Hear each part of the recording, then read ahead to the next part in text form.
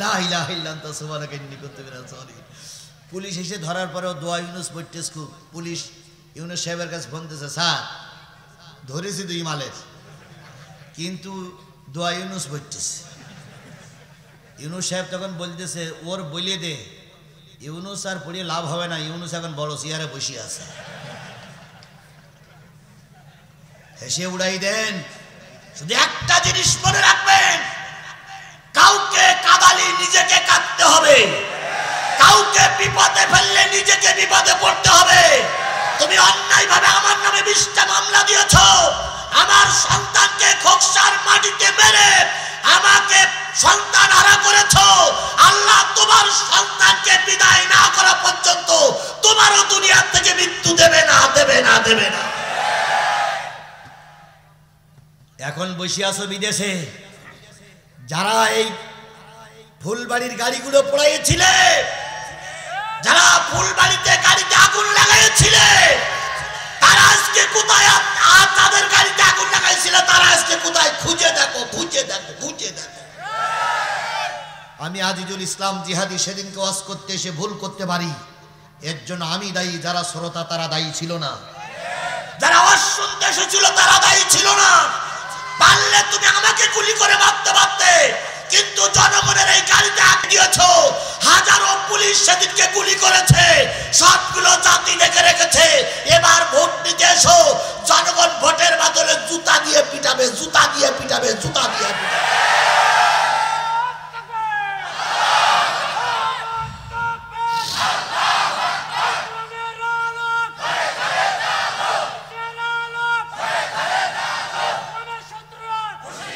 আমার ভালোই মনে আছে, আমার ভালোই মনে আছে, আমি মঞ্চে বসা, কাজল ভাই ডাইন সাইডে বসা, বাম পাশে সম্ভবত গেট, বাম দিকে তাকাই দেখি শুধু হেলমেট আর হেলমেট ছাড়া আর কিছু দেখা যাচ্ছে না। সেদিন পুলিশ বাহিনী, পুলিশ লীগ, আওয়ামী লীগ, ছাত্রলীগ, যুবলীগ, এমপি লীগ সব একসঙ্গে লাইন দিয়েছে আমাকে আর কাজলকে গুলি করে মারবে। কাজল ভাই আমাকে বললেন যে ভাই গাড়ি কোথায়? গাড়িওয়ালার নাম্বার দিলাম, উনি মঞ্চে বসে ফোন করলেন যে গাড়িটা ওখান থেকে সরাই ফেলো। গাড়িটা সরাই ফেলা হলো। গোটা মানুষকে এনে মোনাজাত করার পর পরই চারিদিক আক্রমণ শুরু হলো, গাড়িতে আগুন লাগানো হলো, তারপরে ইট পাটকেল ছোড়া হলো, ককটেল বিস্ফোরিত হলো, মানুষ দিক বিদেক ছুটতে শুরু করলো। হাজারো মানুষের ভিতরে শুধু বৃষ্টির বন্যার মতন, বৃষ্টির মতন ইট পড়তেছিল। ওখান থেকে 2 জন ছেলের মাধ্যমে যে কোনো কায়দা আমাকে সরাই দেওয়া হলো। সেদিন আমাদের উপর আক্রমণ করে অনেক মানুষকে সেদিনকে আহত করা হয়েছিল, অনেক মানুষের গাড়ি ঘোড়াগুলো পোড়াই দেওয়া হয়েছিল। তারা আজকে জাতির সাক্ষী আমাদের সামনে। সেদিন তোমরা একটা বারের জন্য তলার ইতিহাস খুঁজনি। আজকে পালাও, আর তোমাদের কিছু লোক নাকে কান দেয়ার কয় আমরা এখন কোথায় যাব? দেখো তোমার মা চলে গেছে, তোমাদের ফেলে রেখে গেছে, গাই গরু চলে গেছে, বাছুর গুলো ফেলে রেখে গেছে। সুতরাং আর হাম্বা হাম্বা করো না, তোমার ওই মা এদেশে ফিরে আসতে পারবে না, ফিরে আসতে দেওয়া হবে না, হবে না, হবে না ইনশাআল্লাহ। وداعيا إلى الله بإذنه وسراجا منيرا فقد قال الله تعالى في كلامه المجيد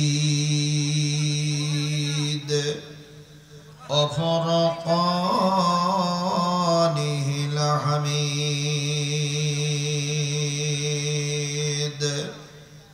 أعوذ بالله من الشيطان الرجيم بسم الله الرحمن الرحيم إن الله عنده علم الساعة وينزل الغيث ويعلم ما في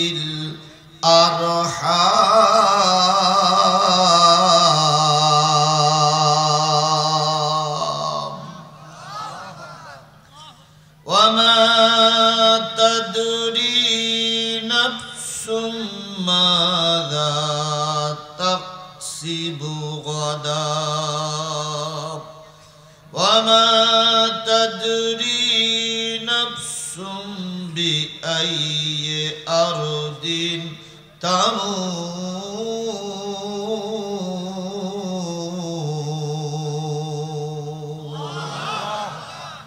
إن الله عليم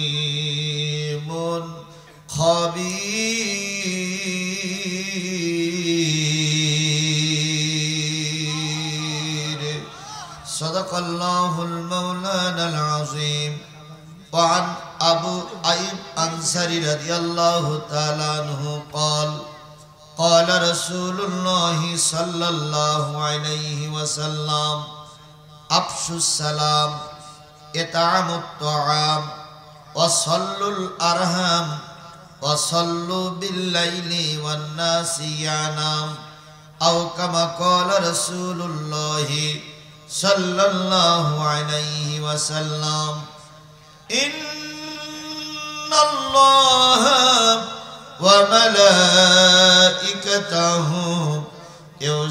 يصلون على النبي يا أيها الذين آمنوا صلوا عليه وسلموا تسليما اللهم صل على محمد وعلى آل محمد كما صليت على إبراهيم وعلى آل إبراهيم إنك حميد مجيد اللهم بارك على محمد وعلى آل محمد كما باركت على إبراهيم وعلى آل إبراهيم إنك حميد مجيد لا إله جوري جوري لا إله আরো জোরে লা ইলাহা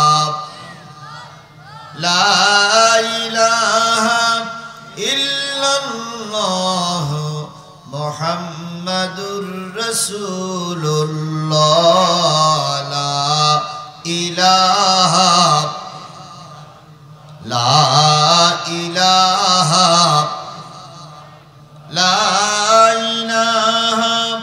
ইল্লাল্লাহ মুহাম্মাদুর সকলে জবান খুলে একসাথে এক বাক্যে বলছি সাল্লাল্লাহু আলাইহি ওয়াসাল্লাম। কুষ্টিয়া জেলার খোকসা উপজেলার সরদার মমতাজ আল আজহার হাফিজিয়া মাদ্রাসা ও এতিমখানার উদ্যোগে অনুষ্ঠিত হচ্ছে ষষ্ঠ বার্ষিকী একদিন ব্যাপী তাফসিরুল কোরআন মাহফিল। তারিখ 27 নভেম্বর রোজ বুধবার সকাল 9টা হইতে মাহফিল শুরু হয়েছে। দিনের বেলার প্রোগ্রাম। আজকের এই 27 নভেম্বরের দিনের বেলার প্রোগ্রামের স্বনামধন্য সম্মানিত সভাপতি জনাব অধ্যক্ষ মোহাম্মদ আনিসুজ্জামান স্বপন, অবসরপ্রাপ্ত খোকসা সরকারি কলেজ খোকসা কুষ্টিয়া। আজকের এই মাহফিলের সার্বিক দায়িত্বে যিনি আছেন আমার অত্যন্ত প্রিয় ভাই। ফুলবাড়ির ময়দানে যখন ওরাই আমাদের পরে আক্রমণ করলো, উজ্জ্বল চেয়ারম্যান ভাই, কাজল চেয়ারম্যান ভাই, তিনি আমার পাশেই ছিলেন। আজকে যার সার্বিক সহযোগিতা হয়েছে জনাব সরদার মনিরুজ্জামান কাজল, সাবেক চেয়ারম্যান সমসপুর ইউনিয়ন পরিষদ।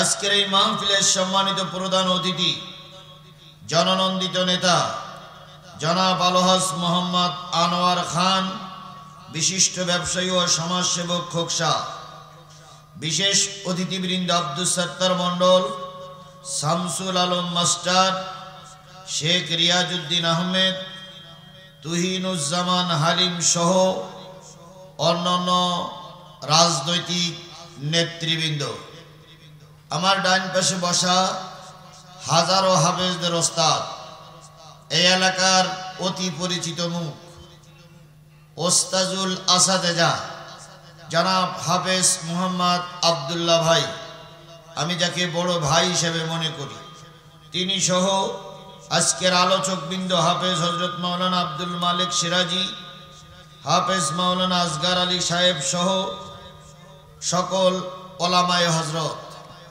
খোকসা থানার বিভিন্ন কুঠির থেকে আগত দিনদার পরেজগার মুত্তাকি মুসলমান ভাই ও বন্ধুগণ, সুপ্রিয় সাংবাদিক বন্ধুগণ, পর্দায় অবস্থানরত মা ও বোনেরা, সবাইকে নিয়ে আবারও সালাম বিনিময় করছি। আসসালামু আলাইকুম ওয়া রাহমাতুল্লাহি ওয়া বারাকাতুহু। শুকরিয়া আদায় করছি সেই মালিকের, যে মালিক কোরআনুল কারীম, আল্লাহর কোরআন বলার মতন সুন্দর একটা পরিবেশ তৈরি করে দিয়েছেন। এই পরিবেশটা আমাদের কাছে ছিল না। কথা কি ঠিক বললাম না বাড়িয়ে বললাম? আজকে কতই নভেম্বর? এক বছর পিছনে যান, 27শে নভেম্বর 2024, ফিরে যান 27শে নভেম্বর 2023। এইরকম ওয়াজ মাহফিল, তাফসীর মাহফিল করতে গেলে কমিটির লোকের জুতোর তলা ক্ষয় হয়ে যেত অনুমতির জন্য, অনুমতি দিতই না। অথচ যাত্রায় অনুমতি পাওয়া যেত, সিনেমায় অনুমতি পাওয়া যেত, পুতুল নাচে অনুমতি পাওয়া যেত, পয়লা বৈশাখীর নামে মেয়েদেরকে উলঙ্গ করে নাচের অনুমতি পাওয়া যেত। কিন্তু জালেমের বাচ্চারা কোরআন শরীফের মাহফিলের অনুমতি দিত না। আবার যদি একটু অনুমতি কোন রকম ছলে বলে কলে কৌশলে নেওয়া যেত, তাহলে ওনারাই সিলেকশন করে দিত বক্তা কোন বিষয়ের পর ওয়াজ করবে। বক্তার ওয়াজের ধারণ ওনারাই বলে দিতেন। কথা বলেন ঠিক না বেঠিক? এরপরে বক্তা যদি একটু মিস্টেক করে দুটো একটা কথা বলে ফেলতেন, অনেক সময় বক্তাকে মেরে আহত করে হাসপাতালে পাঠানো হয়েছে। বক্তার মাইক কেড়ে নিয়ে ওনারাই বক্তৃতা করেছে। বক্তাকে পিটাইয়ে গাড়িতে তুলে দেওয়া হয়েছে, বক্তাকে পিটাইয়ে পুলিশের হাতে তুলে দেওয়া হয়েছে। কথা বলেন ঠিক না বেঠিক? এখন কি সেই পরিবেশ আছে? তাহলে এই পরিবেশটা আমাদের কে দিলেন? জোরে বলেন কে দিলেন? আল্লাহই দিয়েছেন আমাদের এই পরিবেশ, আলহামদুলিল্লাহ। এখানে বিএনপির নেতৃস্থানীয়, বিএনপির কেন্দ্রীয় নেতা বা অন্যান্য নেতারা আছে। বিএনপি যদি মনে করে থাকে যেটা আমাদের আন্দোলনের ফসল, আমরা বলবো কথাটা ঠিক নয়। কারণ বিএনপি 15.5 বছর আন্দোলন করেছে, হয় মাইর খেয়েছে, নাই মামলা খেয়েছে, নাই লাশ পড়তে হয়েছে, নাই এলাকা ছাড়তে হয়েছে। কোন আন্দোলনে কাজ হয়নি, হয়নি, হয়নি। বাংলাদেশ জামাত ইসলামী ওনারা যদি মনে করে এটা আমাদের আন্দোলনের ফসল, আমি বলবো এটাও সঠিক নয়। বলুন তো, বাংলাদেশ জামাত ইসলামী কি কম আন্দোলন করেছিলেন?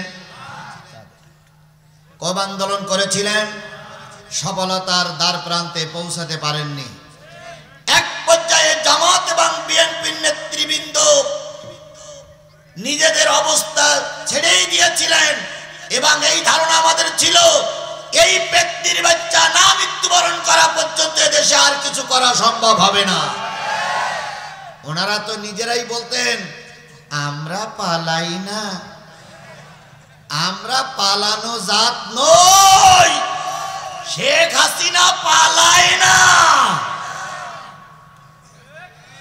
তাই বলতেন না? তাই বলতেন না? তারপর প্রায় রসিকতা করে বলতেন, ফখরুল সাহেব আপনার বাসায় একটু জায়গা দিবেন। আপনার ঠাকুরগার বাসায় একটু জায়গা দিবেন। ফখরুল সাহেব এখন বলতেছে ঠাকুরগার বাসার দরজা খুলে বসে আছে কিন্তু মেহমান পাচ্ছি না। কোথায় আওয়ামী লীগ, কোথায় কাদের কাকা, কোথায় গেল ওই জালিমের গরম গরম কথা? কোথায় আওয়ামী লীগ, কোথায় কাদের কাকা, কোথায় গেল ওই জালিমের গরম গরম কথা? খেলা হবে, খেলা হবে। কি প্রায় বলতেন না খেলা হবে, খেলা হবে। এখন আমরা খেলার জন্য মাঠে নেমেছি। আসুন দেখি কার বাহুতে কতটুক জোর আছে। আসুন ময়দানে খেলা হবে। দেখি আপনি কোন মায়ের দুধ খেয়েছেন আর আমি কোন মায়ের দুধ খেয়েছি। খেলা হবে, খেলা হবে, খেলা হবে বলে কাকা গেল পালাইয়া, শেখ হাসিনা পালাইছে দেশটা ছাড়িয়া। তাহলে আমাদের এই পরিবেশ কে তৈরি করে দিয়েছে? বাংলাদেশ জাতীয়তাবাদী দল বিএনপি এবং জামাত ইসলাম যখন হাল ছেড়ে দিলেন তখন কোথা থেকে উড়ে আসলো আবাবিল পাখির মতন এক দল যুবকেরা। যে যুবকদের ভিতর থেকে দুইজন যুবক এখানে কথা বলেছে, কথা বলেন ঠিক না ঠিক? আমরা অন্তর খুলে দোয়া করি ওই যুবকদের সম্মান আল্লাহ আরো বাড়াইয়ে দিক। এরা যখন ময়দানে নামলো, এই ফেরাউনের বাচ্চা চেয়েছিল এদেরকেও গুলি করে মারবে। প্রথম গুলি হলো, লাশ পড়লো, এরা সামনে গিয়ে গেল। পরের দিন আবার গুলি হলো, লাশ পড়লো, সামনে গিয়ে গেল। বাধ্য হয়ে এদের কাছে টিকতে না পেরে এত বড় সম্মানিত ব্যক্তি বিমানে চড়ে পালিয়ে যেতে বাধ্য হলো। তাহলে এই পরিবেশটা কে তৈরি করে দিয়েছেন? যে আল্লাহ আমাদের এই পরিবেশটা তৈরি করে দিলেন, সেই আল্লাহর শুকরিয়া আসতে না জোরে? সবাই মিলে বলুন সেই আল্লাহর শুকরিয়া আসতে না জোরে? তাহলে সকলে মিলে বলছি আলহামদুলিল্লাহ। আরেকটু জোরে বলুন তো আলহামদুলিল্লাহ। সর্বকালের সর্বশ্রেষ্ঠ মহামানব, যার আদর্শে আদর্শিত হয়ে আমরা নিজেকে উম্মত বলে দাবি করি, এই ময়দানে এসেছি। সেই নবীর নামে দুরূদ আর সালাম সবাই মিলে বলছি সাল্লাল্লাহু। বন্ধুগণ, মাঠে এখন ধান, অনেক কর্মজীবী আপনারা, কথা বলেন ঠিক না বেঠিক? একদিন কিষানের কাজ করলে, মাঠে কাজ করলে কত টাকা পাওয়া যায়?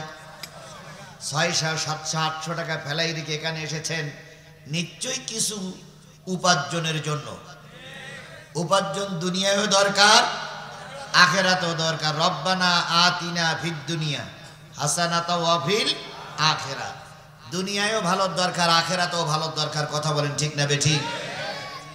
দিনের বেলায় কাজ ফেলে এখানে এসেছেন, যদি কিছু নিয়ে যেতে না পারি তাহলে তো কাজ করাই ভালো ছিল। যদি কিছু উপকার না হয় তাহলে তো কাজ করাই ভালো ছিল, কথা বলেন ঠিক না বেঠিক? আল্লাহ রসুল নিজেই বলেছেন যে ইজা মারারতুম বির রিয়াজিল জান্নাহ ফারতাউ। কিলা ইয়া রাসূলুল্লাহ ওয়া মা হুন্না? ক্বালা হিলকুজ যিকির। নবী বলেন, যখন কোন দুনিয়ায় জান্নাতের পরিবেশ তোমরা দেখবে, যখন দুনিয়ার কোন জান্নাত তোমাদের দৃষ্টিগোচর হবে, ওই জান্নাতের ভিতরে বসে যাও, যাতে করে পরকালের কিছু সম্বল হাসিল করা যায়। সাহাবীরা বলেন, ইয়া রাসূলুল্লাহ, দুনিয়ার জান্নাত কোনটি? যেহেতু কিয়ামতের দিন জান্নাত আর জাহান্নাম দেখা যাবে, দুনিয়ার জান্নাত আবার কোনটি? নবী বললেন, যেইখানে আল্লাহ এবং রসুলের কথা আলোচনা হয়, ধরে নিয়ে ওটাই হলো দুনিয়ার জান্নাত। তাহলে নবীর ভাষায় এটা হলো দুনিয়ার জান্নাত, কথা বলেন ঠিক না বেঠিক? এই দুনিয়ার জান্নাতে যাদের ভালো লাগে না, দুনিয়ার জান্নাত যাদের সহ্য হয় না, ধরে নিয়েন পরকালের জান্নাত তাদের কপালে জুটবে না। তাহলে দুনিয়ার জান্নাত আমরা কিছুক্ষণ থাকতে রাজি আছি না নাই? কোন পর্যন্ত থাকবেন? আসর ওয়াক্ত পর্যন্ত। যেহেতু দিনের মাহফিলে বেশি সময় মেলে না, তাহলে আমরা আসর রক্ত পর্যন্ত থাকবো। এই জন্য ভূমিকায় বেশি কথা নাই বলি। এটা হলো কোরআনের মাহফিল। কিসের মাহফিল? এখান থেকে আমাদের কিছু নিয়ে যেতেই হবে। কথা বলেন ঠিক না বেঠিক? এবার হাদিসে যান, নবী বলেছেন আদ-দীনু নাসিহাতুন সালাসা, আদ-দীনু নাসিহাতুন সালাসা কুল্লা লিমান ক্বালা লিল্লাহ ওয়া লিরাসূলিহি ওয়া লিকিতাবিহি ওয়া লিআইম্মাল মুসলিমিনা ওয়া আম্মাতিহিম। নবী বললেন দিন একটা নসিহাত, দিন একটা নসিহাত, দিন একটা নসিহাত, দিন একটা ওয়াজ, দিন একটা আলোচনা। কোরআন হাদিসের মাহফিল একটা আলোচনা, এটা একটা নসিহাতের মজলিস। সাহাবীরা বলেন ইয়া রাসূলুল্লাহ, বক্তা যখন নসিহাত করবে, বক্তা যখন আলোচনা করবে, বক্তা যখন কথা বলবে, ওই বক্তার কথার ভিতরে কয়টা জিনিস থাকা লাগবে? নবীজি বললেন যদি বক্তা 5টা জিনিসের পরে নির্ভর করে কথা বলে, তাহলে জেনে নিও ওটা ওয়াজ মাহফিল, ওটা তাফসীর মাহফিল, ওটা কোরআনের মাহফিল, ওটা হাদিসের মাহফিল। তাহলে আপনারা এখানে এসেছেন, আল্লাহ রসুলের ভাষায় কয়টা বিষয়ের পরে কথা বলা লাগবে? এই 5টা বিষয় না হলে সেটারে তাফসীর মাহফিল, ওয়াজ মাহফিল বলা যাবে না। সাহাবীরা বললেন ইয়া রাসূলুল্লাহ, সেই 5টা বিষয় কি? নবীজি বললেন বক্তা যখন কথা বলবে তখন প্রথম আল্লাহর শুকরিয়া আদায় করে শুরু করা লাগবে। যেই মাহফিলে আল্লাহর শুকরিয়া আদায় হয় না সেটারে ওয়াজ মাহফিল বলা যাবে? জোরে বলেন যাবে? আমাদের দেশে অনেক নেতারা 15-20 মিনিট 1 ঘন্টা আলোচনা করেছেন, একটিবারের জন্য আল্লাহর কথা মুখে উচ্চারণ করিনি। যেভাবেই হোক জাতীয় সংসদের সদস্য হইছে, তাই চুরি করে হোক আর ডাকাত করে হোক, আর যেভাবে হয়েছে জাতীয় সংসদে চলে গেল, 20 মিনিট ফলোর পাইল। 20 মিনিট দাঁড়াইয়ে এমপি সাহেব বলতেছে, 20 মিনিট দাঁড়াইয়ে এমপি সাহেব বলতেছে স্মরণ করছি হাজারো বছরের শ্রেষ্ঠ বাঙালিকে। তারপরে স্মরণ করছি জাতির কর্ণধার মুজিব কন্যা, আমাদের জননী শেখ হাসিনাকে। স্মরণ করছি খোকসার মানুষদেরকে যারা আমাকে ভোট দিয়ে এখানে পাঠিয়েছে। একটিবারের জন্য মুখে উচ্চারিত হলো না, আমি মেম্বারে দাঁড়াইয়ে পাশ করতে পারতাম না। আল্লাহ আমাকে এমপি বানিয়েছেন, আলহামদুলিল্লাহ। এই কথাটা একটা বারের জন্য ওদের মুখ দিয়ে উচ্চারিত, জোরে বলেন উচ্চারিত। আল্লাহ বলে দিলে এখন জনগণ পড়াচ্ছে তোমার ফুলের মালা, কয়েকদিন পরে ওই জনগণ পড়াবে তোমার জুতোর মালা।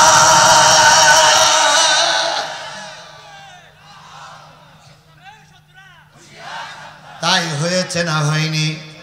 জোরে বলেন তাই হয়েছে না হয়নি? তোমরা গর্ব করে বলতে, অহংকার করে বলতে তাফসীর মাহফিল করতে দেওয়া হবে না। এখন দেখো প্রতিটা ইউনিয়নে তাফসীর হচ্ছে, হুজুররা আছে তোমরা না। আবার ওনারা বলতেছে যে শর্ট করে ঢুকে বলবো, সীমানার পাশে আছে, কি করে ঢুকবে? আপনারা কাগজ কলম থাকলে লিখে রাখেন, আপনারা কাগজ কলম থাকলে লিখে রাখেন। পৃথিবীর ইতিহাস বলে কোন স্বৈরাচার পালাই যাওয়ার পরে আর ফিরে আসতে পারেনি। পৃথিবীর কোন স্বৈরাচার পালাই যাওয়ার পরে আবার ক্ষমতা দখল করতে পারেনি। কথা বলে ঠিক না বেটি? আমরাও গোটা বাংলাদেশের 18 কোটি মানুষ ঐক্যবদ্ধ হয়েছি। প্রয়োজনে আবার রক্ত দেব, প্রয়োজনে সমন্বয়কদের সঙ্গে মিশে আবার জেলে যাব, প্রয়োজনে আবার ফাঁসিতে ঝুলবো, প্রয়োজনে গুলির মুখোমুখি হয়ে দাঁড়াবো। তবু আওয়ামী লীগ নামক সন্ত্রাসীদেরকে বাংলাদেশে আর মেরুদণ্ড সোজা করতে দেওয়া হবে না, হবে না, হবে না।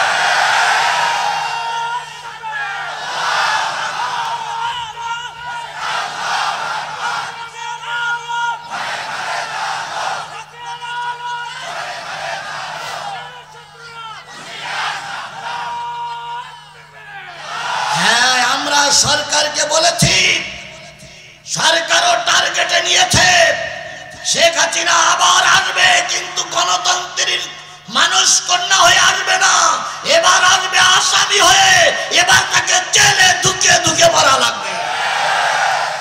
বিডিআর হত্যার বিচার দায়ে তার ফাঁসির কাস্টে ঝোলা লাগবে। হেফাজতের আলেমদের মারার দায়ে তাকে ফাঁসির কাস্টে ঝুলতে হবে। আল্লামা সাঈদীর মৃত্যুর জন্য ওই হাসিনাই দায়ী, ওই হাসিনাই দায়ী, ওই হাসিনাই। এরপরে 1600 মতন সমন্বয়ক যুবক, বৃদ্ধ, ছোট বড়, বাচ্চা বুড়ি যুবতীদের মেরে দিয়েছে এই পেটনির বাচ্চা, এই ফেরাউনির বাচ্চা, এই ফেরাউনির বাচ্চা। সুতরাং আসবে ঠিকই, কিন্তু এবার বিচারের সম্মুখীন হয়ে তাকে অবশ্যই ফাঁসির কাস্টে ঝুলতে হবে। আর উনি আসবে আর আমরা তামাশা দেখব, উনি আসবে আর আমরা আনন্দ দেখব। সে শনিবার অনেক আগেই পাল্টে গেছে। সমন্বয়কদের বলি, তোমরা শুধু ময়দানে নয়, তোমাদের সঙ্গে 18 কোটি মানুষ আছে। তোমরা ময়দানে কাজ চালিয়ে যাও, জাতি তোমাদেরকে সেলুট দিচ্ছে, সেলুট দিবে। এখন বলতেছে আমি চট করে ঢুকে পড়বো, তা আসো, তোমার আসতে মানা করে কেডা? আইসো চট করিয়া, আয়না ঘর তোমার জন্য রাখছি গো সাজায়া। আইসো চট করিয়া, আয়না ঘর তোমার জন্য রাখছি গো সাজায়া। আমরা রিসিপিশনে বৈশাসি, রিসিপিশনে বৈশাসি, জুতোর মালা লইয়া। আয়না ঘর তোমার জন্য রাখছি গো সাজায়া। নির্বিচারে মারস মানুষ ক্ষমতার লাগিয়া। দিন ধর্ম আর মানবতা সব কিছু ছাড়িয়া, বুবু সব কিছু ছাড়িয়া। তোমার পাপের শাস্তি ও বুবু, তোমার পাপের শাস্তি পাইতে হবে, যাইও না ভুলিয়া। আয়না ঘর তোমার জন্য রাখছি গো সাজায়া। তাহলে ওয়াজ মাহফিল হতে গেলে সর্বপ্রথম কার কথা বলা লাগবে? আমরা কি আল্লাহর শুকরিয়া আদায় করেছি না করিনি? 2 নম্বর রাসূলের নামে দুরূদ পড়া লাগবে। আমরা কি দুরূদ শরীফ পড়েই শুরু করেছি? 3 নম্বর হলে কিতাবিহি, যদি এটা ওয়াজ মাহফিল হয়, সিরাত মাহফিল হয়, তাফসীর মাহফিল হয়, 3 নম্বর পজিশন কিসের থেকে কথা বলা লাগবে? কোরআন থেকে কথা বলা লাগবে। 4 নম্বর আম্মাল মুসলিমিনা ওয়া আম্মাতিহি, সাধারণ মুসলমান যারা আসছে কোরআন শোনার জন্য, তাদের কিছু উপকার হয় এমন কোন কথা বক্তার মুখ দিয়ে বাহির হওয়া লাগবে। যদি সাধারণ মানুষের কোনো উপকারে না আসে, সেটা ওয়াজ মাহফিল হতে পারে না। 5 নম্বর আম্মাতিহি, এই যে নেতারা বসে আছে, এই নেতাদের কিছু কথা কোরআন হাদিস থেকেই বলা লাগবে। তাহলে কয়টা বিষয়ের সমন্বয়ে ওয়াজ মাহফিল, তাফসীর মাহফিল? 1 নম্বর কার কথা? আমরা কি আল্লাহর শুকরিয়া আদায় করেছি? 2 নম্বর কার কথা? রাসূলের কথা। আমরা কি রাসূলের নামে দুরূদ শরীফ দিয়েছি? 3 নম্বর কিসের কথা? কোরআনের কথা। এবার 3 নম্বর আমি কোরআন থেকে তেলাওয়াত করেছি সূরাতুল লোকমান। কোন সূরা? সূরা লোকমানের সর্বশেষ আয়াতটা তেলাওয়াত করেছি। তার মানে 34 নম্বর আয়াতটা আমি আপনাদের সামনে তেলাওয়াত করেছি।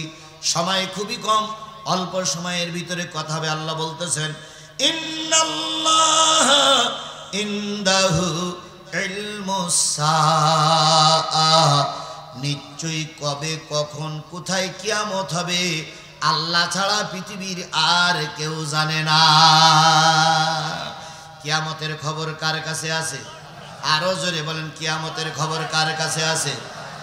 প্রায় সময় বলতেন যে এই কাজটা করলে কিয়ামত হয়ে যাবে।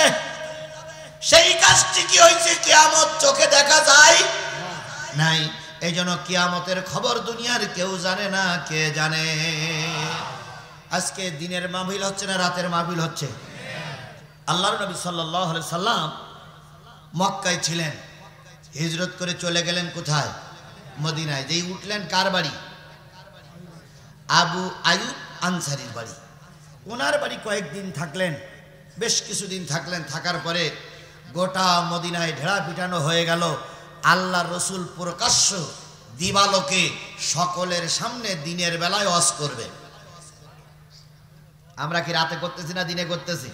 রসুলের প্রথম সুন্নত, উনি এর আগে কখনো প্রকাশ্য ময়দানে ওয়াজ করতে পারেন নাই, উনি দিনের বেলায় ওয়াজ করবেন। এইটা সমস্ত মদিনায় প্রচার হয়ে গেল। মদিনার মানুষেরা নবীজির মুখের কথাগুলো শোনার জন্য দলে দলে ফাঁকা ময়দানে উপস্থিত হলো। ওই মাহফিলের ভিতরে 4 শ্রেণীর মানুষ উপস্থিত ছিল। 1 নম্বর একদল মানুষ ছিল, তারা কাফের, তারা কোরআনকে মানত না, কোরআনের বিরোধিতা করত, কিন্তু রসুলের কথাগুলো তারা শুনতে এসেছে।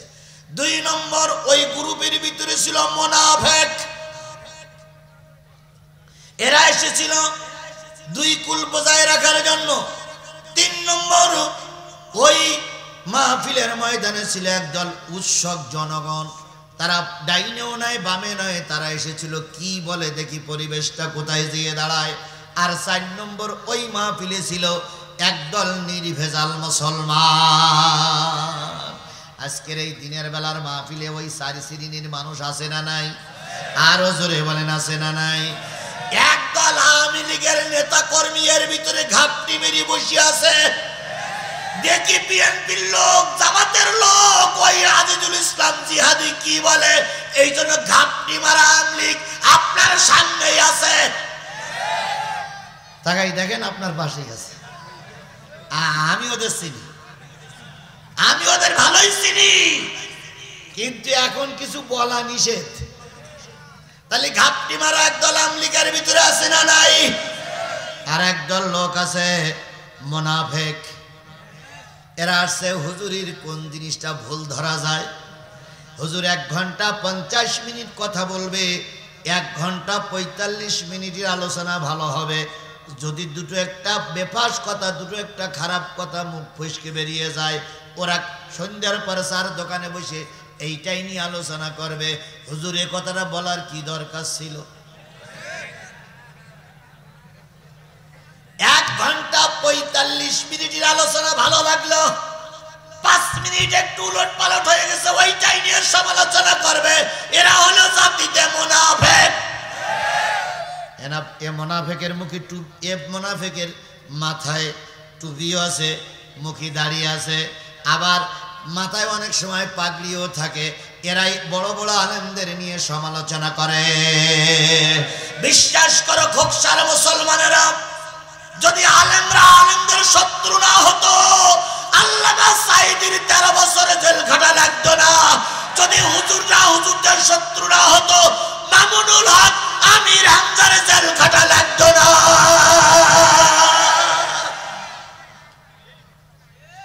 সে হুজুর আমাদের সমাজে আছে না নাই? এখানেই আছে, এখানেই আছে, এখানেই আছে।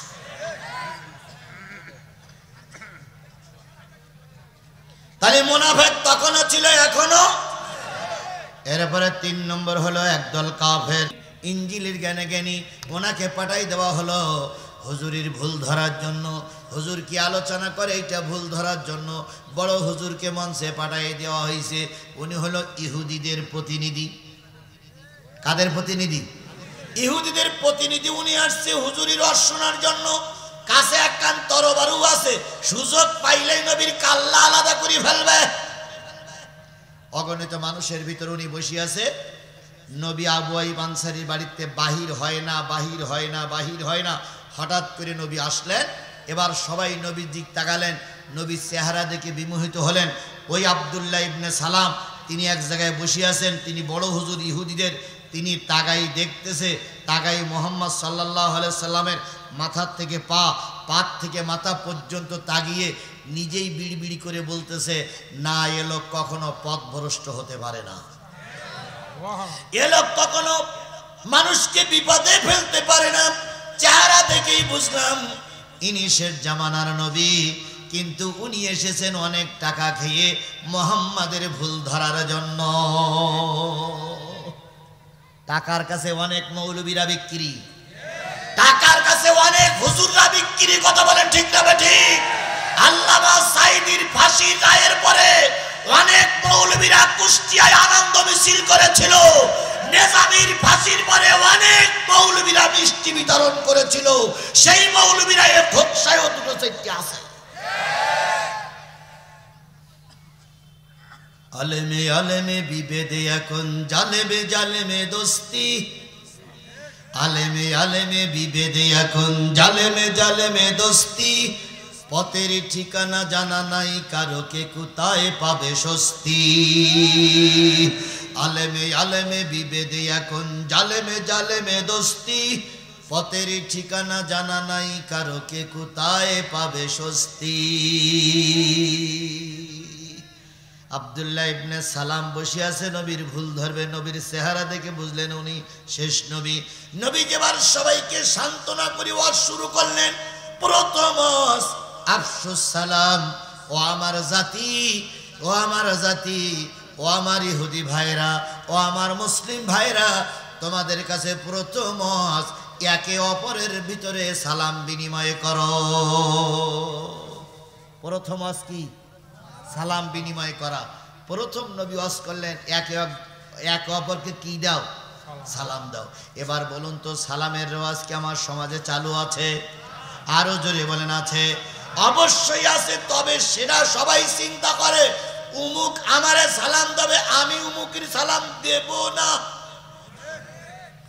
আলেম মাদ্রাসার প্রিন্সিপাল তিনি মনে করে আমার সম্মান কত, আমি একজন প্রিন্সিপাল।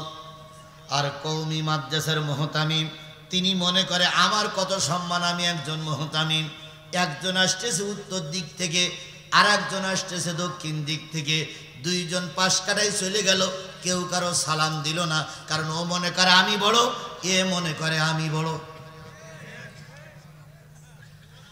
আপনার খোকসার দিকে না থাকলেও অন্য অন্য জায়গায় আছে। কথা বলেন ঠিক না বে ঠিক? মসজিদের ইমাম সাহেব মনে করে সভাপতি আমারে সালাম দেবে, আর সভাপতি মনে করে ইমাম সাহেব আমারে সালাম দেবে। দুইজন সালাম দেয় না, অথচ সালাম আগে দিলে সব বেশি হয় না কম হয়? আরো জোরে বলেন, সালাম আগে দিলে সব বেশি হয় না কম হয়? তাহলে আজকের এই বিশাল কাফেলার থেকে আমরা একটা শপথ নেব, যতদিন বেঁচে আছি সালামটা আগেই দেব। পারবেন? নিয়ত করতে পারবেন যে সালামটা আগে দেব? পারবেন? পারবেন? এখন কেউ যদি মনে করে আমি মাওলানা মানুষ, আরে মাওলানা হয়েছে তাই কি হয়েছে?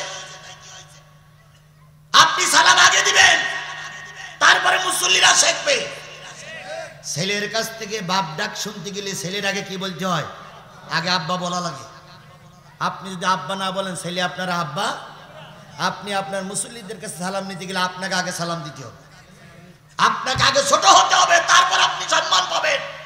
আপনি যদি কলাম নাড়াতে বলেন আমি বড় হুজুর, তাহলে বোঝা গেল আপনার সালাম দেওয়া লাগবে না, কেউ আপনাকে সালাম দেবে না।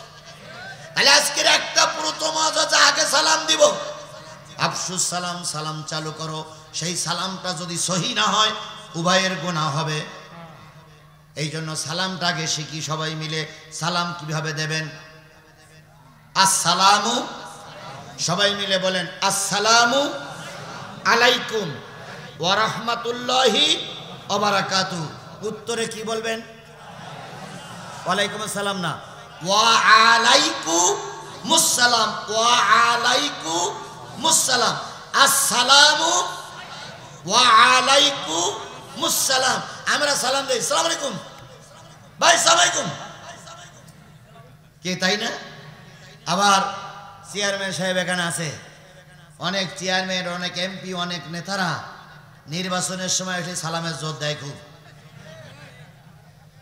ভোটে পাস করে গেছে, সাধারণ লোক এসে সালাম দেয়, ভাই আসসালামু আলাইকুম।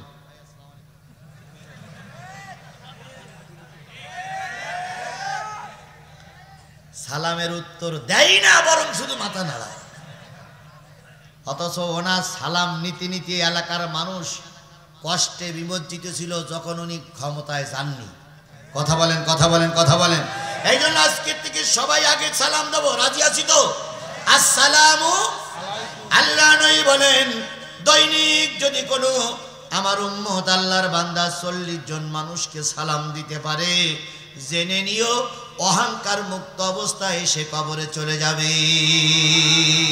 এই জন্য সালামে বরকত বেশি।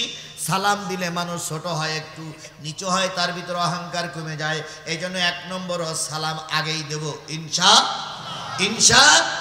আফসুস সালাম, ইতামুত তাম, মিসকিনকে খাওয়াবো, গরিবকে খাওয়াবো। শুধু দাওয়াত লোকের বাড়ি খাবো না, লোককেও একটু দাওয়াত করে খাওয়াবো। প্রবাদে আছে হুজুরদের বাড়ি মিলাদ হয় না, এটা প্রবাদ আছে না যে হুজুরা বাড়ি মিলাদ দেয় না। আর একটা প্রবাদ আছে হুজুর কোনোদিন কারো দাওয়াত করে খাওয়ায় না, শুধু হুজুর মা ওয়াজ করে, দাওয়াত করে খাওয়াইলে এই বরকত সেই বরকত, শুধু বরকতের ওয়াজ লোকের জন্য করে, নিজের বাড়ি সাধারণ লোকের কোনোদিন দাওয়াত করে খাওয়ায় না, শুধু হুজুর খেয়ে বেড়ায়। কি কথাকে একটু বাড়াই বললাম ভাই? আচ্ছা বলুন তো, যদি মিসকিনের খাওয়ানে এতই বরকত হয়, আপনি 2-1 মিসকিন কেন খাওয়ান না? আপনি আমি গল্প করি, আপনি আমি ওয়াজ করি। ইব্রাহিম খলিলুল্লাহ মেহমান ছাড়া খানা খেতেন না, আমার নবী মেহমান ছাড়া খানা খেতেন না। তাহলে মেহমান ছাড়া নবী খানা খেতেন না, তুমি আর আমি হুজুর কয়জন মেহমান তো বছরে খাওয়াই, শুধু লোকের বাড়ি খাই। কিছু কিছু হুজুর মনে করতেছে এই হুজুর নিজের পেটে নিজে লাথি মারতেছে। না রে ভাই, লিমা তাকুলুনা মা লা তাফালুন, এমন অস করো না যা তোমার ভিতরে নাই। সুতরাং মিসকিনকে খাওয়াবো, মিসকিনের মাল আমরা খাবো না। গত 15.5 বছর, আপনার খারাপ লাগুক আর ভালো লাগুক, গত 15.5 বছরে এরা সব গরিবের মালগুলো খেয়ে খেয়ে তরমুসির মতন ভুড়িগুলো মোটা করেছে। আওয়ামী লীগের ভাইদের বলি খেইসাও খাও, জনমের খাওয়া খাও, কিন্তু সেগুলো বিদেশে পাঠাইলে কেন? দেশে থাক। দেশে 50 বিঘে জমি কেন? একটা মিল কল কারখানা করো, একটা ইন্ডাস্ট্রি করো, একটা ব্যবসা প্রতিষ্ঠান করো। তুমি চলে গেছো, এখন জনগণের কল্যাণে সেগুলো ব্যবহৃত হবে। কথা বলেন ঠিক না বেঠিক? কিন্তু এরা খাইছে আর সব বাইরে পাঠিয়ে দিয়েছে। আর ওনারা প্রায় মঞ্চে দাঁড়িয়ে বলতেন আমরা সবচেয়ে জনপ্রিয় দল, তাই বলতেন না? আরে বাবার মঞ্চে দাঁড়িয়ে বলতেন ভাইয়ের আমার, বোনের আমার, এবারের নির্বাচন এত সুষ্ঠু হয়েছে যে বাংলাদেশের ইতিহাসে এরকম নির্বাচন আর মানুষ চোখেই দেখিনি। পরের দিন পেপারে লিখলো হ্যাঁ এবার ভোট সুষ্ঠু হয়েছে, সুষ্ঠু হয়েছে নির্বাচন, ভোট দিয়েছে প্রশাসন, তাকিয়ে তাকিয়ে দেখেছে জনগণ। বিগত 15 বছরে কারা কারা 170টা ভোট দিয়েছেন একটু হাত তোলেন। ওই একটা 170টা ভোট দেওয়া পার্টি একটা পাওয়া গেছে।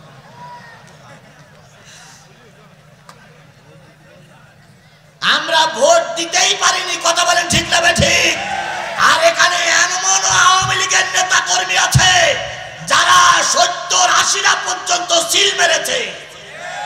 এখন হুজুর সাজো, তোমার একটা ভোট দেওয়ার অধিকার ছিল, তুমি 70টা ভোট মেরেছো, 69টা ভোট তুমি বেশি দিয়েছো। কথা বলেন, কথা বলেন, কথা বলেন। তাহলে গরিবের মাল খাওয়া, গরিবকে খাওয়াইতে হবে, গরিবের মাল খাওয়া।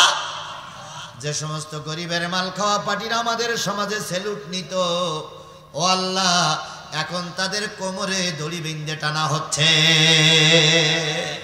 যে আইন মন্ত্রীর একটা কলমের খোসায় বড় বড় আলেমদের ফাঁসির কাস্টে ঝুলতে হয়েছে, সেই আইন মন্ত্রীকে এখন পুলিশ কোমরে দড়ি বেঁধে জেলখানায় নিয়ে যাচ্ছে। আগের দিন দেখলাম সাবেক আইনমন্ত্রী, সাবেক শিক্ষামন্ত্রী দরবেশ বাবা সহ সবাইকে এক লাইন দিয়ে নিয়ে আসতেছে। কি দেখেছেন না আপনারা? দেখেছেন না? বলুন তো, এখান থেকে 6 মাস আগে এদের দেখলে পুলিশ কি করতো? আরামে দাঁড়া,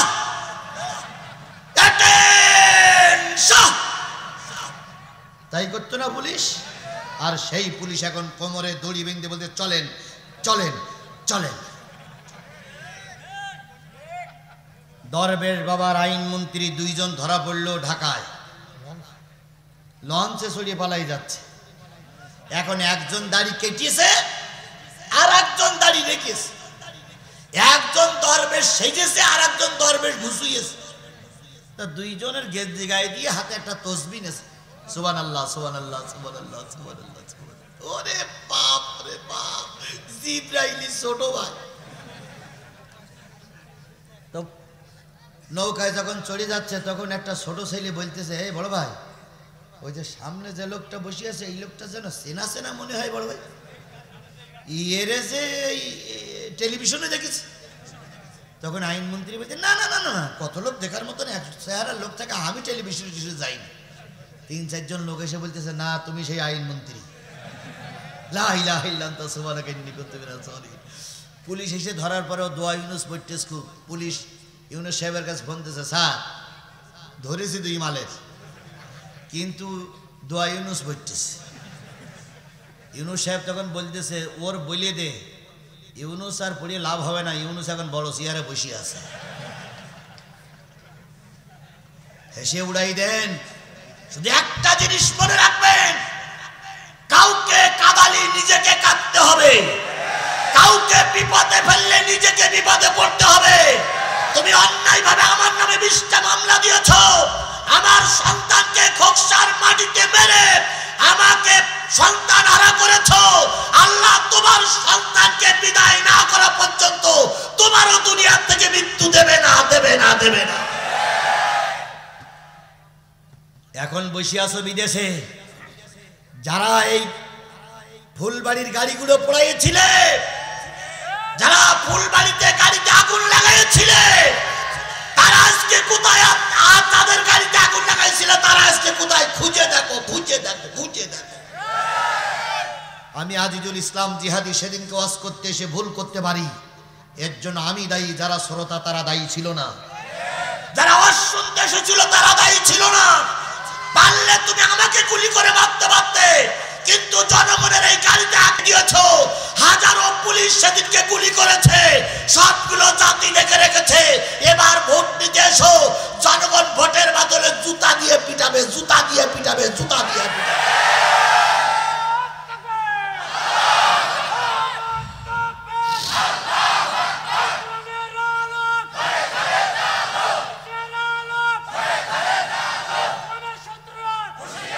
আমার ভালোই মনে আছে, আমার ভালোই মনে আছে, আমি মঞ্চে বসা, কাজল ভাই ডাইন সাইডে বসা, বাম পাশে সম্ভবত গেট, বাম দিকে তাকাই দেখি শুধু হেলমেট আর হেলমেট ছাড়া আর কিছু দেখা যাচ্ছে না। সেদিন পুলিশ বাহিনী, পুলিশ লীগ, আওয়ামী লীগ, ছাত্রলীগ, যুবলীগ, এমপি লীগ সব একসঙ্গে লাইন দিয়েছে আমাকে আর কাজলকে গুলি করে মারবে। কাজল ভাই আমাকে বললেন যে ভাই গাড়ি কোথায়? গাড়িওয়ালার নাম্বার দিলাম, উনি মঞ্চে বসে ফোন করলেন যে গাড়িটা ওখান থেকে সরাই ফেলো। গাড়িটা সরাই ফেলা হলো। গোটা মানুষকে এনে মোনাজাত করার পর পরে চারিদিকে আক্রমণ শুরু হলো, গাড়িতে আগুন লাগানো হলো, তারপরে ইট পাটকেল ছোড়া হলো, ককটেল বিস্ফোরিত হলো, মানুষ দিক বিদেক ছুটতে শুরু করলো। হাজারো মানুষের ভিতরে শুধু বৃষ্টির বন্যার মতন, বৃষ্টির মতন ইট পড়তেছিল। ওখান থেকে 2 জন ছেলের মাধ্যমে যে কোনো কায়দা আমাকে সরাই দেওয়া হলো। সেদিন আমাদের উপর আক্রমণ করে অনেক মানুষকে সেদিনকে আহত করা হয়েছিল, অনেক মানুষের গাড়ি ঘোড়াগুলো পোড়াই দেওয়া হয়েছিল। তারা আজকে জাতির শক্তি আমাদের সামনে। সেদিন তোমরা একটা বারের জন্য উতলার ইতিহাস খুঁজনি, আজকে পালাও। আর তোমাদের কিছু লোক নাকে কান দেয় আর কয় আমরা এখন কোথায় যাব? দেখো তোমার মা চলে গেছে, তোমাদের ফেলে রেখে গেছে, গাই গরু চলে গেছে, বাছুর গুলো ফেলে রেখে গেছে। সুতরাং আর হাম্বা হাম্বা করো না, তোমার ওই মা আর এদেশে ফিরে আসতে পারবে না, ফিরে আসতে দেওয়া হবে না, হবে না, হবে না, ইনশাআল্লাহ, ইনশাআল্লাহ। আল্লাহ আমাদের সবাইকে ঐক্যবদ্ধভাবে কাজ করার তৌফিক দান করুক। তাহলে এতিমের মাল এতিমকে খাওয়াতে হবে। নবী সবচেয়ে এতিম, নবী সবচেয়ে মিসকিনের হক আদায় করেছে বেশি। কথা বলেন ঠিক না বেঠিক? আল্লাহর নবী মিসকিন ছাড়া খানা খেতেন না।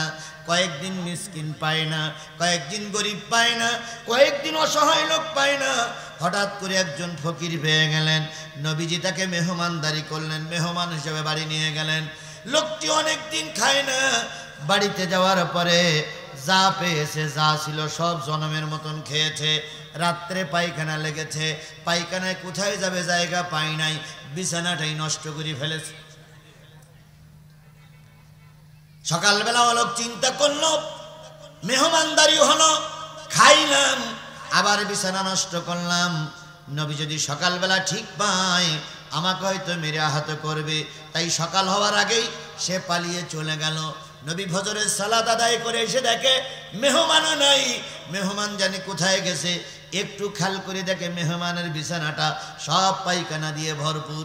আল্লাহর নবী কষ্ট পাইলেন। কত সুন্দর নবী, দয়ার নবী আমার ছিলেন। নবী কষ্ট পাইলেন, নবী বিছানাগুলো ধুয়ে পরিষ্কার করতেছিলেন। এদিকে মেহমানের স্মরণ পড়েছে, আসছি তো আসছি, তরবারি ফেলাই রেখে আসছি। তরবারি নেবার জন্য আবার উকি ঢুকি মারে, নবীর সামনে পড়ে গেলেন। নবী বললেন, মেহমান, রাতে তোমার খাওয়ালাম, বাথরুমটা দেখাই দেয়নি, এজন্য আমি দুঃখিত।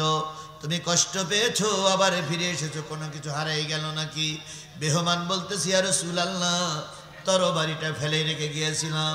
নবীজি তরবারিটা নিয়ে, তরবারির গায়ে ময়লা লেগেছিল, ময়লাটা পরিষ্কার করে তরবারিটা মেহমানের হাতে দিয়ে বললেন, কষ্ট পেয়ে থাকলে আল্লাহর রাস্তায় আমাকে মাফ করে দিও। মেহমানটা ছিল ইহুদি। মেহমানটা যখন দেখলো নবীর চরিত্র এমন সুন্দর, তখন মেহমান বলে দিল, ইয়া রাসূলুল্লাহ, আমাকে ঈমানের কলেমা পড়ে মুসলমান বানায়া দাও। এর নাম ইসলাম, এর নাম নবীর আদর্শ। কথা বলেন ঠিক না বেঠিক? দুই দলের নেতা, দুই সমাবেশ, বর্তমান যুগের কথা বলতেছি।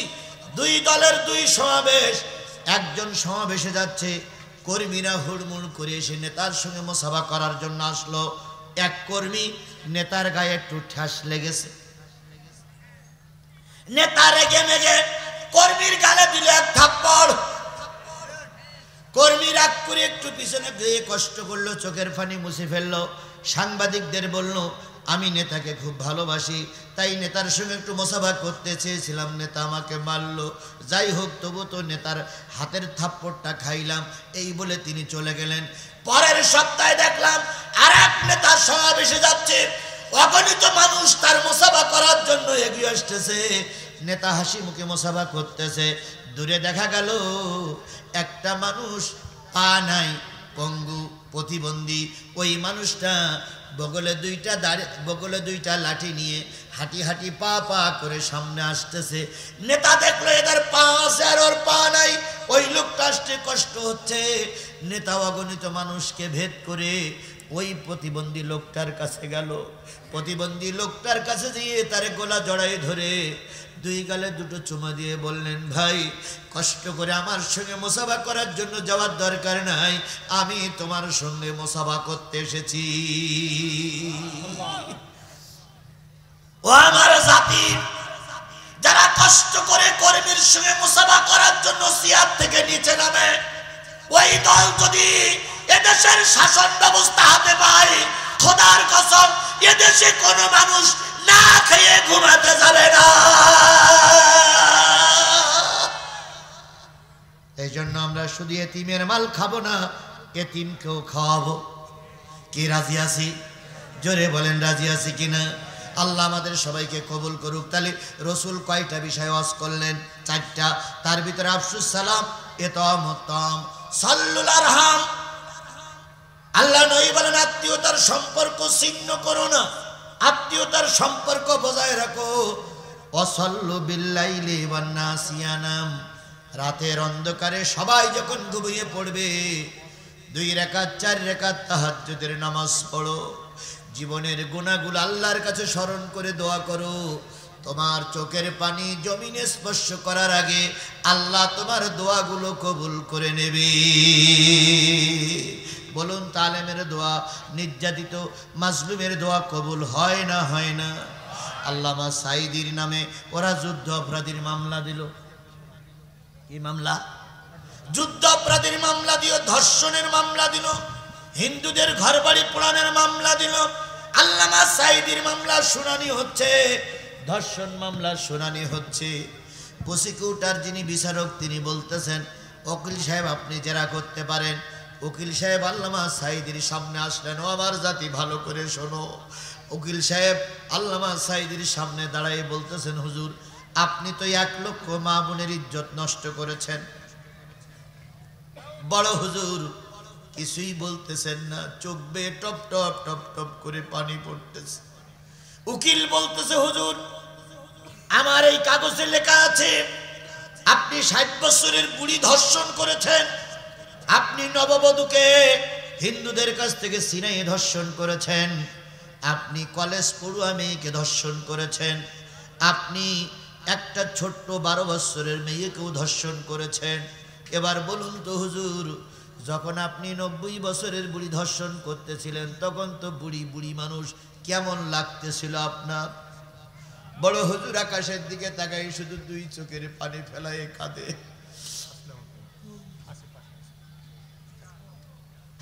এরপরে ওই উকিল জেরা করতেছে, হুজুর একজন বিয়ে করে বাড়ি নিয়ে যাচ্ছে, কপালে সিঁদুর আছে, হাতে শাঁখা আছে, এই মহিলাটার আপনি তুলে নিয়ে ধর্ষণ করলেন বাগানে ফেলায়, আপনার কেমন লাগলো?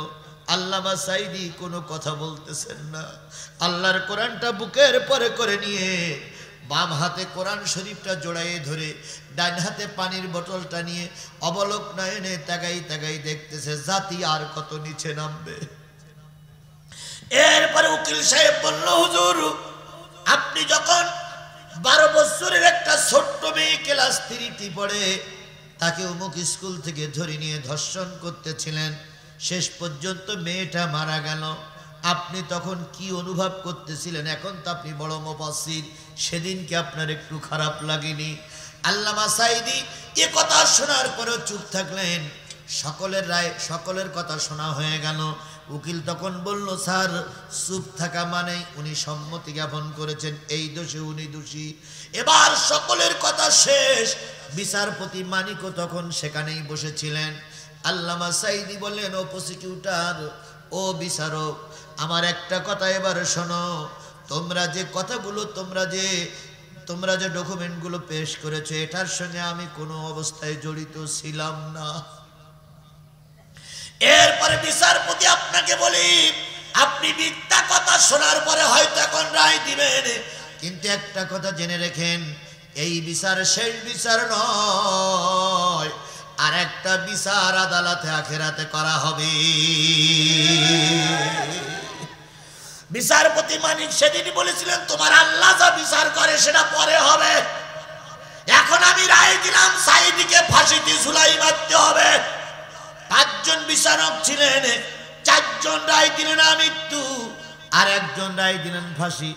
আল্লামা সাঈদীর ফাঁসি হয়নি। আল্লামা সাঈদী ওখানে দাঁড়িয়ে বলেছিলেন, আল্লাহ তুমি তো সব কিছু দেখতেছো মালিক, আমার হাতে এখন ক্ষমতা নাই, আমার পক্ষে কোনো সাক্ষীও হাজির করতে পারলাম না, ফয়সালাটা তুমি করে দিও। আল্লাহ রব্বুল আলামিন ওই হুজুরের দোয়া কবুল করেছে না করেনি? ও আমার জাতি বলুন তো, ওই হুজুরের দোয়া কবুল করেছে না করেনি? কিভাবে কবুল হলো দেখেন। অন্যান্য বিচারপতিরা পালিয়ে গেল, অন্যান্য বিচারপতিরা মারা গেল, কিন্তু মানিক সাহেব পালাতে যেই ধরা পড়িস। কে কালা মানিকের কথা শোনেননি আপনারা? উনি সিলেট দিয়ে না কোথা দিয়ে পালাই যাচ্ছিল, শেষ পর্যন্ত যেই শুয়ে থাকলো কিসের পরে? কলার পাতার পরের থেকে জনগণ টেনে নিয়ে আসলো, আনার পরে জনগণ মারতে শুরু করলো। মারবি নাই মার, জাগায় মেরিস, 1 লাথিতে একটা বিসি আউট। হাসেন, জাতি বোঝেন আল্লাহর বিচার কি কায়দায় হয়? কথা বলেন, কথা বলেন, কথা বলেন। যারা আজকে বিরাট ক্ষমতার দাপট দেখাতো, তাদের বউ এক জায়গায়, ছেলে এক জায়গায়, মেয়ে এক জায়গায়, সে এক জায়গায়, নিজের রান্না করার লোক খুঁজে পাচ্ছে না, এখন নিজেই রান্না করে খেতে হচ্ছে। জাতিকে কষ্ট দিয়েছো, জাতির দোয়া কাজে লেগেছে, কাজে লেগেছে, কাজে লেগেছে। 1 লাথিতে বিচারপতি মানিকের বিসি আউট। হাসপাতালে নিয়ে কোন রকম রক্তমুক্ত পরিষ্কার করে সেলাই মেলাই দিয়ে এবার সবাই রেখেছে বেডশিট দিয়ে ঢাকা। সাংবাদিকরা গিয়ে বলতেছে, মানিক ভাই কি অবস্থা? কাছে বিসি নেই। তো কড়া গেল, তো বলছে মনে হচ্ছে একটাই গেছে। তো সাংবাদিকরা বলছে ডাইন পাশেরটা না বাম পাশেরটা? তখন উনি রেগে মেগে বলতেছে আমার বিসি আউটা তোমার ডাইন কি বাদ, তাই তোমার খোঁজ নিতে হচ্ছে। কথাটা এই জন্য বললাম, বিচার কার হাতে? জোরে বলেন বিচার কার হাতে? সেই আল্লাহ আজও আছে না নাই? জোরে বলেন সেই আল্লাহ আজও আছে না নাই? কিসের ভয় করো? ময়দানে নামো, ময়দানে নামার দায়িত্ব তোমার, আর ময়দানে বিজয়ের মালা গলায় পরিয়ে বাবার কাছে ফিরিয়ে আনার দায়িত্ব আমার আল্লাহ। আধারে ভয় পেও না, আধারে ভয় পেও না, আলো আছে আড়ালে, জালিমেরা পালিয়ে যাবে তুমি উঠে দাঁড়ালে। আধারে ভয় পেও না, আধারে ভয় পেও না, আলো আছে আড়ালে, জালিমেরা পালিয়ে যাবে তুমি রাস্তায় দাঁড়ালে। তাহলে আল্লাহর নবী চারটে দোয়া, চারটে ওয়াজ করলেন। শেষ ওয়াজ হচ্ছে কার কাছে কাঁদতে হবে? ইয়া জাহাকু কালিলা ইয়াবকু কাসীরা, বেশি বেশি কান্দো, কম কম হাসো। বেশি বেশি কানলেই আল্লাহ পাক বরকত দিয়ে দেবে। সবাই চলে গেল, নবীর ওয়াজ শেষ হলো। আব্দুল্লাহ ইবনে সালামও চলে গেলেন। নেতারা ডাক দিয়ে বলল কি করলে? কয় আজকে চারটে ওয়াজ শুনলাম, তা ভালোই লাগলো। সুবহানাল্লাহ বলবেন না? সুবহানাল্লাহ। ইহুদিরা বলতে তোমার এত টাকা দিলাম, তুমি চারটি ওয়াজ ভালো বললে, তাহলে আসল ঘটনা কি? আব্দুল্লাহ ইবনে সালাম বলতেছে কালকে যাব আর তো তিনটি প্রশ্ন নিয়ে। পরের দিন আব্দুল্লাহ ইবনে সালাম নবীজির সঙ্গে সাক্ষাৎ করলেন। সালাম করে মুসাফা করে বলতেছে আপনি বলে আল্লাহর নবী বলে দাবি করতেছেন? প্রথম আব্দুল্লাহ ইবনে সালামের কথা, আপনি বলে আল্লাহর নবী বলে দাবি করতেছেন? আমার নবী বলেন আমি আল্লাহর নবী দাবিদার নই, আল্লাহ আমাকে নবুয়ত দিয়েই পাঠিয়েছে। আর একটু জোরে বলা যাবে না সুবহানাল্লাহ? যারা জ্ঞানী মানুষ তারা এরকমই কথা বলে, আর যারা অল্প শিক্ষিত মানুষ তারা ফুটুক ফাটাং করে আমার সেনো সেনো সেনো। অহংকার করা ঠিক নাই। নবী বললেন আমি নবুয়তের দাবিদার নই, আল্লাহ আমাকে নবুয়ত দিয়েই পাঠিয়েছে। আচ্ছা তাই যদি হয়, নবীদের ভিতরে অনেক মজেজা ছিল, অনেক কেরামতি ছিল, অনেক মজেজা ছিল। আপনি বলুন তো কিয়ামতের প্রথম আলামত কোনটি? কিয়ামতের। আর আমার আলোচনার বিষয় ইন্নাল্লাহ ইনদাহু ইলমুস সাআ, নিশ্চয়ই কবে কখন কিয়ামত হবে কে জানে? আর আব্দুল্লাহ ইবনে সালাম নবীর কাছে প্রশ্ন করতেছে কিয়ামতের প্রথম আলামত কোনটি? 2 নম্বর প্রশ্ন, যদি আপনি আল্লাহর নবী হন বলুন তো জান্নাতি মানুষের প্রথম খাদ্য কি, জাহান্নামী মানুষের প্রথম খাদ্য কি? 3 নম্বর প্রশ্ন, বলুন তো সন্তান কোনোটা মায়ের মতন দেখতে হয়, কোনোটা বাবার মতন দেখতে হয়, কেমনটি হয় কেন? আল্লাহ নবী বলেন আব্দুল্লাহ ইবনে সালাম আমি বুঝেছি তুমি একজন আলেম, কিন্তু আমি বুঝতে পেরেছি তুমি আমাকে ঠকানোর জন্যই এসেছো। তবে চিন্তার কোনো কারণ নাই, আমি যদি এই 3টি প্রশ্নের উত্তর তাওরাত, জব্বুর, ইনজিল আর আমার পরে কোরআন নাজিল হয়েছে এই দিয়ে যদি উত্তর দিতে পারি, তুমি কি কালেমা পড়ে মুসলমান হবে? আব্দুল্লাহ ইবনে সালাম দাঁড়িয়ে বললেন ও মুহাম্মদ সাল্লাল্লাহু আলাইহি সাল্লাম, এই 3টি প্রশ্নের উত্তর যদি কোনো ব্যক্তি দিতে পারে আমার বিশ্বাস সেই হলো শেষ জামানার নবী। একটু জোরে বলবেন না সুবহানাল্লাহ? আল্লাহর নবী ওই 3টি প্রশ্নের উত্তর দিলেন। দেওয়ার সাথে সাথে আব্দুল্লাহ ইবনে সালাম কালেমা পড়ে মুসলমান হয়ে গেল। ও বন্ধু, এই 3টি প্রশ্নের উত্তর দিতে গেলে আমার আর হয়তো 5টা মিনিট সময় লাগবে। এই 5টা মিনিট সময় কি আপনারা আমাকে দেবেন? কারা কারা দেবেন একটু হাত তুলে দেখান তো, কারা কারা দেবেন? মাশাআল্লাহ মাশাআল্লাহ। হাতগুলো যারা উঁচু করেছেন আমিও হাত উঁচু করেছি। আমি আপনাদের কাছে বলেছি 3টে প্রশ্নের উত্তর কোরআন দিয়ে দেব, আর আপনারাও হাত উঁচু করেছেন 3টে প্রশ্নের উত্তর শুনিয়ে বাড়ি যাবেন, তাই না ভাই? এবার প্রশ্ন কয়টা আবার একটু রিলে করি। প্রথম প্রশ্ন, কিয়ামতের প্রথম আলামত কোনটি?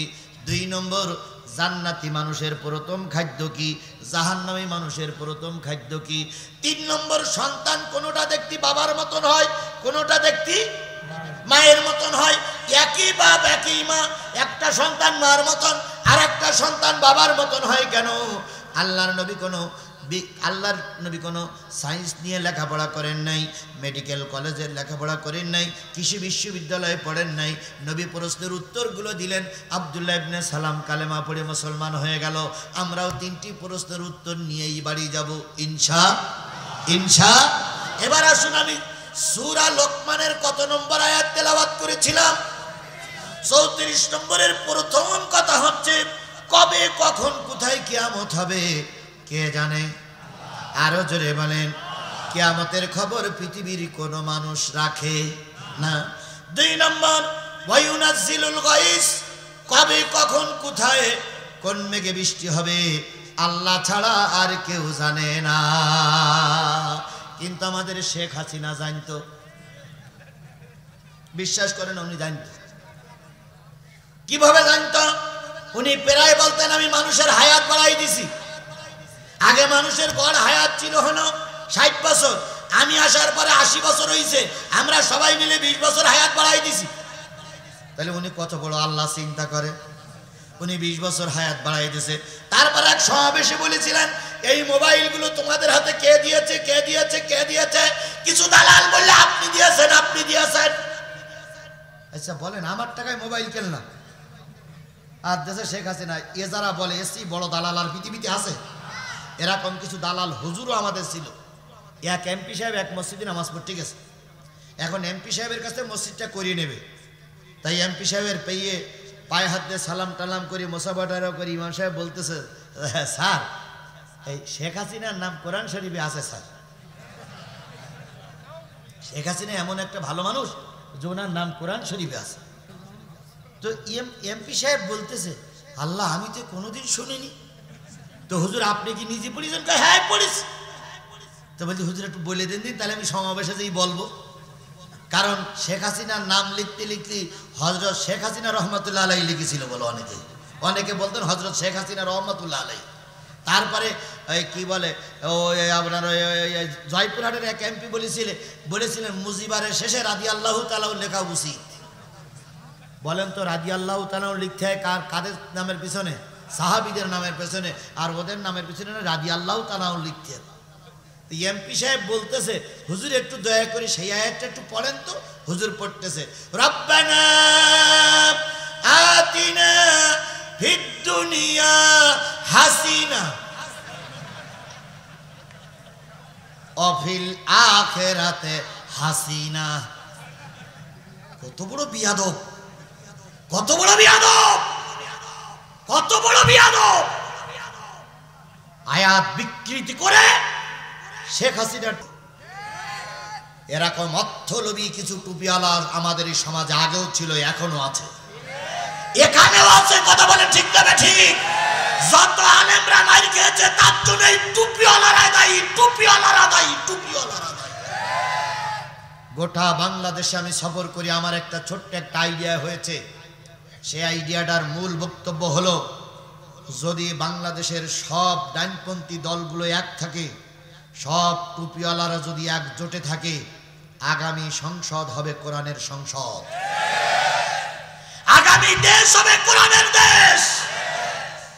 আমার ভাই কাজল ভাই, এনার টুপি আছে, এনার মুখে দাঁড়িয়ে আছে, পাঞ্জাবি আছে।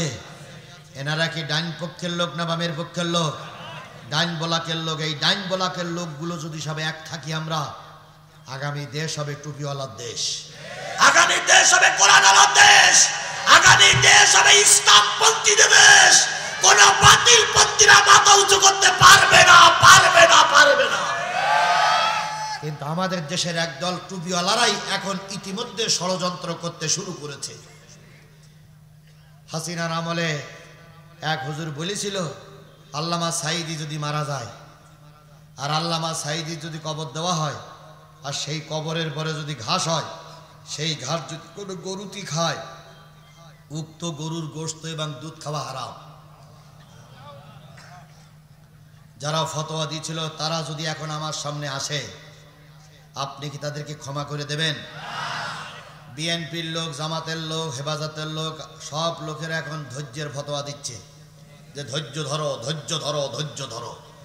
যত ধৈর্য ধরতেছি তত জালেমেরা মাথা উঁচু করতেছে। যদি আমরা একটু মেরুদণ্ড সোজা ওই চিন্ময় দাসটা কি জানো,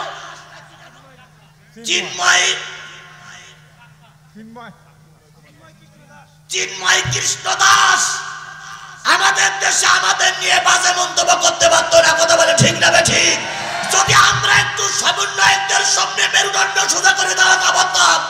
সাইফুল ইসলাম নামে গতকালকে চট্টগ্রামে একজন উকিল মারা গেছে, এই উকিল মারা যেত না, আমাদের একটু সোজা হয়ে দাঁড়ানোর দরকার ছিল। ক্ষমা করো, ক্ষমা করো, ক্ষমা করতে হবে। আল্লাহ রসুল ক্ষমা করেছেন, তবে আল্লাহ রসুল আবার বলো 13 জন লোককে ক্ষমা করেননি। ক্ষমা রস করলাম, রস করার পরে সবাই দলে দলে চলে যাচ্ছি। দেখতেছি রেল পার্টির পরে বসে রয়েছে ওবায়দুল কাদের। ওবায়দুল কাদের রেল পার্টিতে বসে বসে মিসকি মিসকি হাসতেছে। আচ্ছা, আপনারা দেখলেন ওবায়দুল কাদের ওই রেল পার্টিতে বসে আছে, না মেরে বাড়ি যাবেন? কেটে কেটে হাত তোলেন তো। ভালো হয়ে যাও, ভালো হয়ে যাও মাসুদ তুমি, কে বলবে আর পালিয়ে গেছে কাউয়া কাদের, কেউ জানে না খবর তার। ভালো কি ফকরুল সাহেব আপনার বাসায় কাউয়া কাদের গেছেননি, ঠাকুর গায়ের বাসায় আপনি থাকতে তারে দেশেননি। তার সাথে যে হিসাব বাকি, হায় হায়, তার সাথে যে হিসাব বাকি আছে কোটি জনতার, পালিয়ে গেছে কাউয়া কাদের, কেউ জানে না।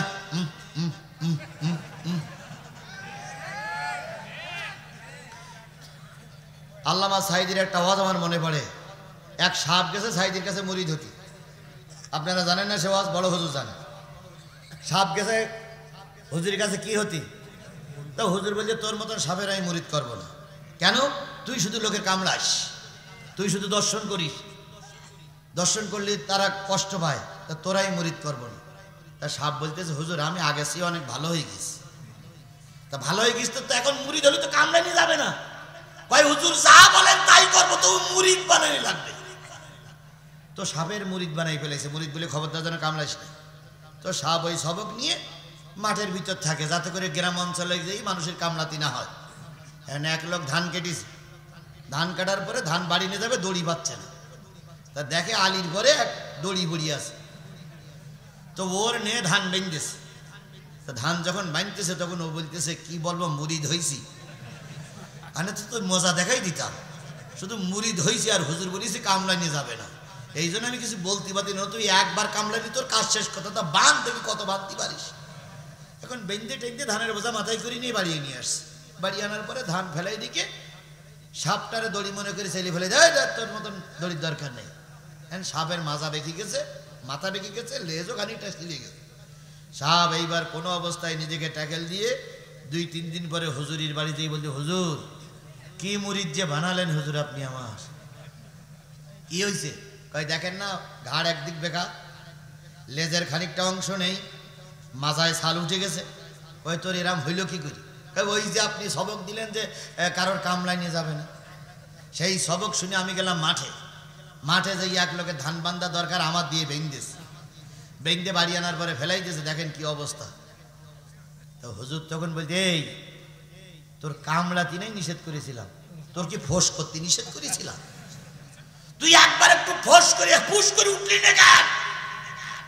ওই কৃষকের 14 গোষ্ঠী পরিমিত দোষ, তুই কামড়াবি না তো ফোঁস তো করবি। জামাত ইসলাম বিএনপির ভাইদেরকে বলি আমরা প্রতিশোধে বিশ্বাস করি না, এটা ঠিকই, কিন্তু ফোঁস করা বন্ধ করলে হবে না। যদি ফোঁস করা বন্ধ করেন ওরা আবার মাঠে নামবে, ওরা আবার আমাদের সন্তানদের গুলি করে মারবে, ওরা আবার আমাদের নামে মামলা দেবে, ওরা আবার দেশকে অরাজকতার দিকে ঠেলে দেবে। সুতরাং না কামড়ানো ফোঁস করা বন্ধ করা যাবে না, যাবে না, যাবে না।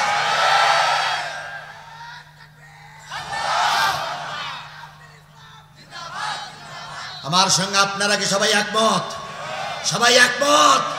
তাহলে আজকের থেকে শপথ নিতে হবে যতদিন বেঁচে আছি ততদিন পর্যন্ত কোরআনের পক্ষে থাকবো। কারা কারা থাকতে রাজি আছেন দুই হাত উঁচু করে আল্লাহরে দেখান, জোরে একটা তাকবীর দিবেন। নারায়ে তাকবীর, লিল্লাহি তাকবীর, আল্লাহু আকবার। হত্তমান আমি বলেছিলাম সূরা লোকমানের কয় নম্বর আয়াত? 34 নম্বর আয়াত, শেষের আয়াতের কথা বলছি। 2 নম্বর পয়েন্টে কথা বলেছে, 3টে পয়েন্ট বাকি আছে। আর বাকি আছে আমার ওই 3টে প্রশ্নের উত্তর। এই 3টে প্রশ্নের উত্তর দেবার এই 3টে পয়েন্টে কথা বলবো। আজান হয়েছে, আমরা এখানে বাজামাত নামাজ পড়বো। এখন একটা লোক উঠবেন না, একটা লোক উঠবেন না, উঠলেই কিন্তু কোরআনের খোঁজে বসেন। ভাই আপনিও নামাজি, আমিও নামাজি, আমি একবার বেনামাজি না। বসেন বসেন, এ মুরব্বী বসেন, মুরব্বী মুরব্বী।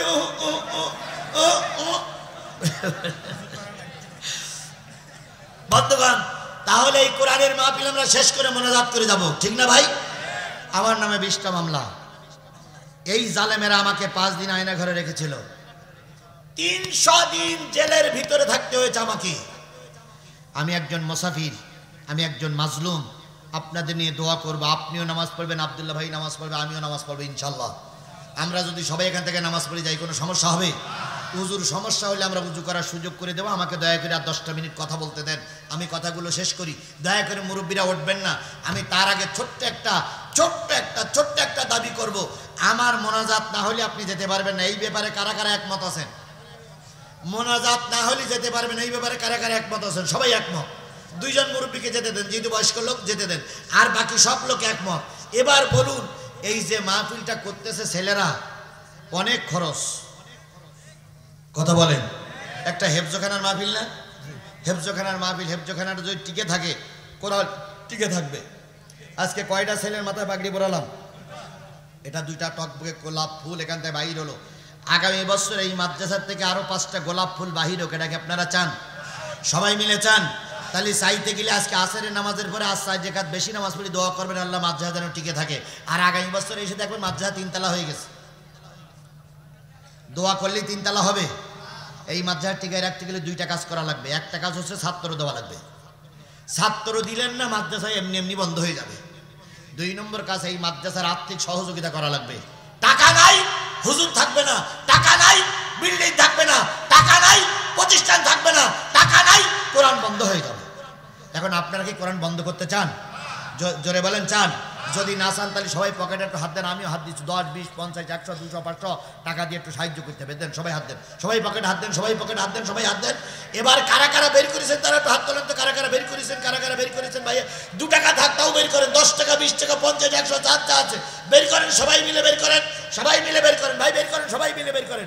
কেউ মাহরুম করবেন না, কেউ মাহরুম করবেন না, সবাই মিলে বের করেন। এবার কারা কারা বের করেছেন তারা একটু হাত তোলেন, সবাই হাত তোলেন। আমি হাত তুলছি, আমার পকেটে আমার যা আছে তাই বের করছি, হাত তোলেন।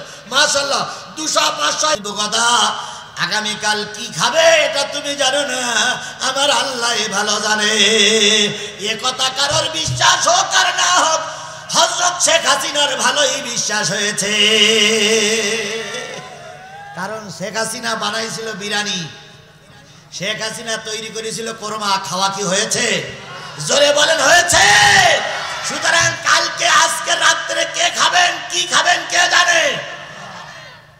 ওমা তাদরি নাফসুম বিআই আরদিন তামুত, কোন মাটিতে কার মৃত্যু হবে কে জানে? এই 5টা খবর আল্লাহর হাতে। আব্দুল্লাহ ইবনে সালাম প্রশ্ন করলেন, শেষে কয়টা? 1 নম্বর প্রশ্ন হচ্ছে কিয়ামতের প্রথম আলামত কোনটি?